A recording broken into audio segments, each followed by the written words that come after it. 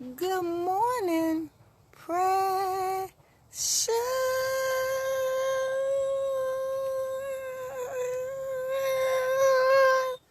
Mwah, mwah, mwah, mwah. How you doing, baby? Happy Tuesday. And today on Coffee and Conversation with your girl, Shakenya, when you get a minute, go to that YouTube channel, Shakenya. Say it with me now. And hit subscribe. Look at some of the videos. And if you see anything that you like, just hit share. Yeah, I would hope that it would be the message. But some videos, I actually look cute. Some of them might be fresh as hell. Yo, I mean, it's all up to you what you like. Some of them might deliver some real good messages that might help you through life, help you with what you're going through and what you're dealing with. So it's about whatever you like, but just share something, please. And thank you. I'm trying to be famous for the end of the year. So yeah, as you can see, I'm not in our usual spot today. I'm at home chilling for a minute. Like, I got a lot to do today, for real, but I be pushing the limit. Sometimes I push the limit.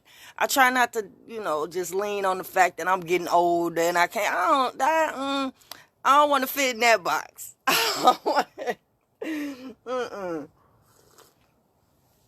But I do got to admit to myself that I have limitations. I do have to admit to myself, sometimes I got to chill for a second. I can't do this and do that all the time. Sometimes I just got to not do nothing and just sit still for a minute, And then today is one of those days. I got those buildings to clean this evening. I got that new contract last night. So just factoring in how my body feel, adding on another building to clean. So, in and out, it's cool, but you still got to keep in mind I'm on my feet the whole time. I'm moving something, either pushing the vacuum or I'm pulling something, either pulling the trash or I'm wiping something. So I'm utilizing all muscles, not complaining, just letting you know the details of my job, So sometimes you just got to chill. So I didn't have to get up bright and early today, which is good. I was able to lay down for a second, get my mind right, pray, meditate.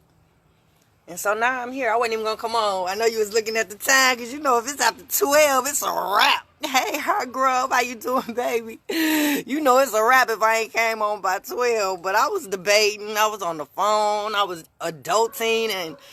But here it is. Yesterday we talked about mirroring effect. And I'm going to come back to mirroring effect because it's a lot of different positions that I want to take on that. It's a lot of different degrees to that. It's a lot of different ways that the mirror can be played out. Yesterday, we just talked about the fact of a parent impressing upon their feelings, their hurt feelings, onto the child to gain trust or loyalty or pull that child in closer and get that child to turn against you. And the mirroring effect was the feelings that the child harbors and have for you. I'm a photographer. I would like to do a photo shoot with you. Or I would love to, Heart Grove. Just let me know, baby. Yeah, so when they do that, it turns the child against you, give the child an unfair advantage of getting to know who you are, Like, my daughter she should have loved having me as a mom. You know what I mean? Like, I can't understand I can't think of any reason why she wouldn't want a mom. Why she wouldn't want me as a mom. Like, the rejection from her, I think, is the most hurtful throughout my ordeal because why? Like, what does she have to hold me against and hold me to? Like, you only get one mama. You know what I mean? Like, I don't understand. Like, I got other kids, and I hate to sound mean. Like, so I'm still going to be a mama. I'm still a mama, So, but you only get one mother. So to know that she was just... it was just okay to just throw me away and just not have nothing. It hurts, like, every day. I think about her every day. Now, the day go by since the day I dropped her off over her dad's house just to get a breather, because that was the only thing I dropped her off because that was the only safe place I could think of because we were both upset and heated about nothing. You know what I mean? So... and I haven't seen her since that day I dropped her off over there. Ain't that crazy? And it's like nobody cares. Nobody has no real compassion. I never really heard anybody.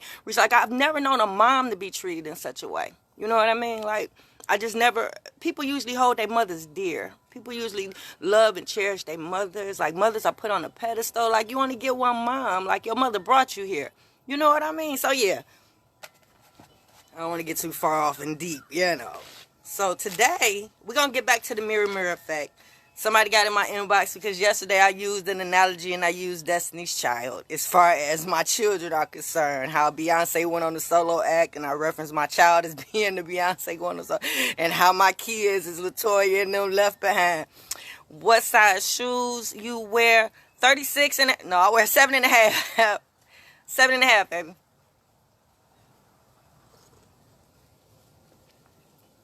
And I referenced that because what if they did stay together? What if Destiny Child did stay together? How famous the whole group would be. They would probably be just as famous as Beyonce is alone, you know. But I referenced her because if it wasn't for Destiny's Child, we wouldn't know who Beyonce is. Not to say that her talent wouldn't have taken her far and her talent wouldn't have put her to where she very well is today. Because if it's for you, it's for you. And the Lord gonna see fit to make sure you get there, right? So if that's her destiny and if that's what she was gonna be there regardless, you know. But as a group, she wouldn't be who she was if it wasn't for Destiny's Child. And I'm sorry to say that. Hey, Dion, and I'm not sorry to say that because all of the women are talented. They were all equally talented if you ask me. Yeah. So, yeah, by me saying that, yeah, it was a reference to my situation because all my children were doing well. And it's not to say that they're doing okay now, but they would be doing a lot better if it wasn't for the interruption. Yep. So if it wasn't for none of this, if it wasn't for the daddy fighting me and going against me and whatnot, yeah, my situation, the relationships with my children would be better. They would be a lot closer than what they are. I would still have a relationship with my child. So it's a hard pill to swallow. So yeah, the mirror effect, I'm going to come back tomorrow. But today I was just laying up thinking, thank you, hard girl. Damn it, you better stop playing with me, boy.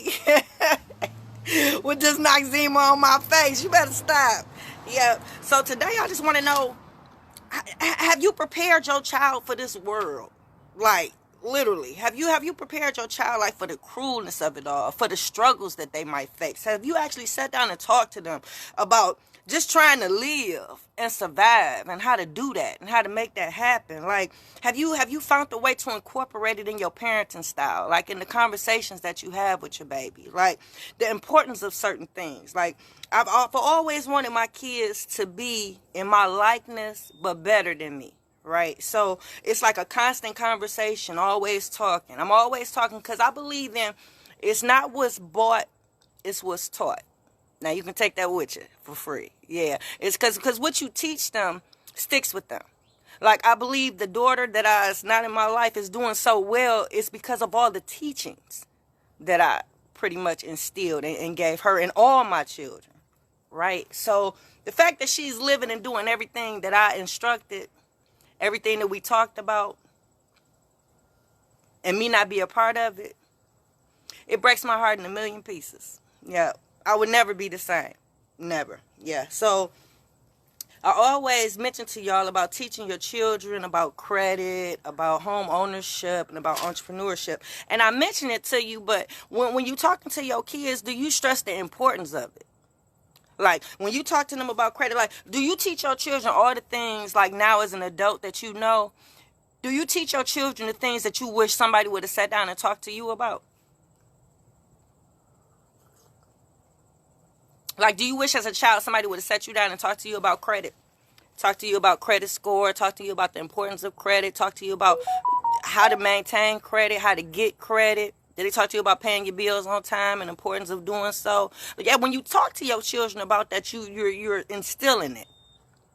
You're instilling it. And if you're practicing it, then chances are it's a good chance it might stick, right? So yeah, it's important that you talk to them about credit. It's important that you talk to them about home ownership because now they have an asset. Now they have something that they can use, something that they can leverage if they ever need to get money or however way they want to do it. They can always use that property that they have. So it's very important that you teach your children how they own stuff. You need your own everything. You need your own everything. Entrepreneurship. I'm not saying everybody got to leave their 9 to 5. Shoot, I encourage people to keep their 9 to 5 and start their business on the side. Yep. Entrepreneurship is a way to create generational wealth. Yeah, you start a business and you run it and you start making money off of it, generating revenue and income. And before long, That business is growing. Now, if something ever happened to you, you got a business here that your children have inherited, that they can run, that they can profit off of, and that they can bring their own children in and do the same. So now you're created generational wealth, exactly how it sounds. Because now your kids is living, now the grandkids is living, and if y'all keep that cycle going, your great-grandkids, and so on and so forth. So I stress to you the importance. Yeah, you want to go live? Come on.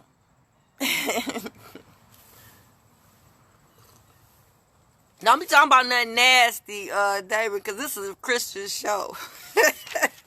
Do you talk to your children about how to deal with people? Yep.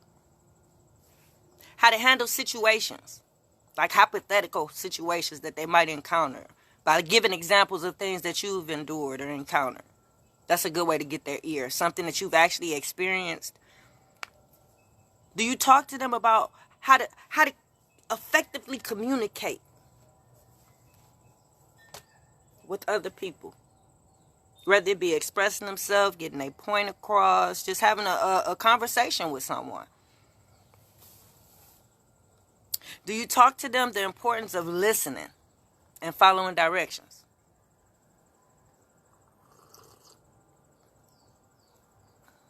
I don't see nothing, Damon, so I don't know how that works. I know on Facebook they'll throw a request up there and you can click it, but on Instagram I don't know how that works, but I haven't seen nothing yet. But I'll bring you on in. This is Coffee and Conversation. You got time? Yep.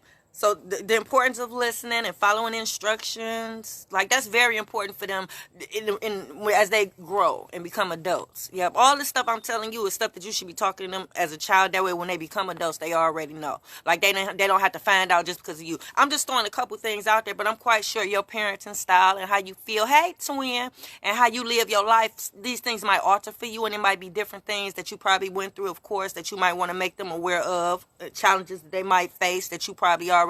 Yeah, I get it. So I'm just throwing a couple things out there to give you an idea of the communication and how it should go, right? Okay, it say sent the request. Let's see, because Damon trying to come on here and go live. I don't know how it's gonna turn out, but hey, if he talking about what we talking about, let's go. So yep. So putting them on the same, like putting them up on game. Do you put your children up on game? I know that sounds crazy. Like, do you teach them slang so they'll know when people talking around them and talking over their head? But do you put them up on game? Whatever that might be. It can be relationships, how women try to play games, how men try to play games, how the workforce is, just anything. Putting them up on game. Anything to keep them a step ahead. Are your children street smart as well as book smart? Just asking. Because, see, that's very important because when they out here in the real world, they're grown, ain't no telling where they might end up. Ain't no telling what they might encounter. Ain't no telling what type of situations they might deal with. They might deal with the same exact situations you probably have dealt with, but then some. Because things is different now with the technology and things of that nature. So that's why I encourage you got to stay current. You got to say, that's why I love my program. Because, see, when we have our family meetings and the children get to talking, they keep me up on game. You know what I mean? They keep me up on what's going on out here in the world and how to communicate and how they be talking, the language, the lingo. Yeah, the children. So you got to stay current, guys. And the best way to do that is talking to your kids. Your kids going to tell you firsthand what's going on out here in the world, right? And then you kind of balance that out with what you already know. And here it is. Now your children is living large, yeah, because they're a step ahead of the game. They're a step ahead of everybody else. And they're doing well, I'm quite sure, from the advantage, right? Do you talk to them about investing and investments to prepare them to start saving money and do you talk to them about saving money and the importance of? Your Social Security ain't gonna be around for long, you know what I'm saying? So do you talk to them about putting together a nest egg, a safety net, money put away just in case for a rainy day, how much money they should put away, how to estimate that? Like, do you talk to your children about things like that? Do you talk to them about furthering their education in the field that they want to go in? And if they choose not to go to school or whatever, do you teach them about educating themselves on the things that they want to do? Sure, Hargrove Damon, you sure can. Do you talk to them about the importance of being the best that they can be? Go hard all the time. Do you talk to them about that? Do you do it? Do you do any of this stuff? Do you talk to them about doing it the right way the first time?